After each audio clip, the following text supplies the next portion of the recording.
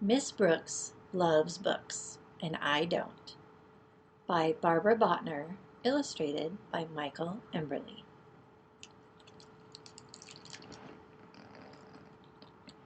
Miss Brooks is our librarian. She loves books a lot. She loves The Runaway Bunny and Babar and Where the Wild Things Are and The Very Hungry Caterpillar. I ask Miss Brooks why she dresses up for reading circle. "I want you to get as excited about books as I am," she says. I think Miss Brooks gets a little too excited, and I bet her costumes itch. Halloween means we each have to find a poem to share, but all the books with witches, ghosts, and goblins are checked out, and I hate pumpkins. So I make up a Halloween poem of my own. Eek! A freak! The class looks at me funny. Miss Brooks says, "Well, it's a start." All year long, Miss Brooks reads us books. Books about dragons and pilgrims and presidents. Books about love and leprechauns, groundhogs even. It's vexing. Then, in May, Miss Brooks tells us about something truly terrifying: Book Week. You each need to pick a favorite story to share with the class. I want you to wear a costume and tell us all about it. Really show us why you love it, she says. "I'll never love a book the way you do," I tell Miss Brooks. "Don't be so sure," she says. When I get home, I ask my mother if we can move to a new town.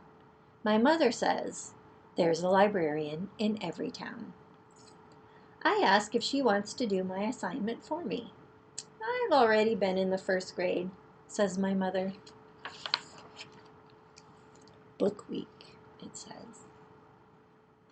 Every single day of Book Week, kids share stories about trains and fairies and cowboys and dogs.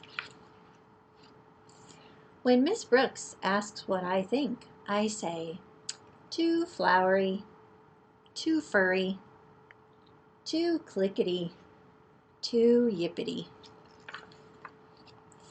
So Miss Brooks fills my bag with more books for me to read with my mom. But I don't like any of them. They're too kissy, too pink, and too silly, I tell my mother. "You're as stubborn as a wart," she says. Warts? "I want to read a story with warts," I shout. My mother finds a book called Shrek. Shrek has hairs on his nose. And he snorts. I love that. "Can you read it again?" I ask. It says,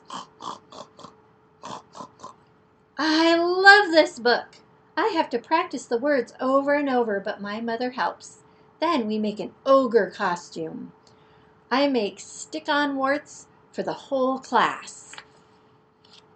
When I get to school the next day, I ask Miss Brooks to lend me a hand. When I say the word snort, the whole class snorts.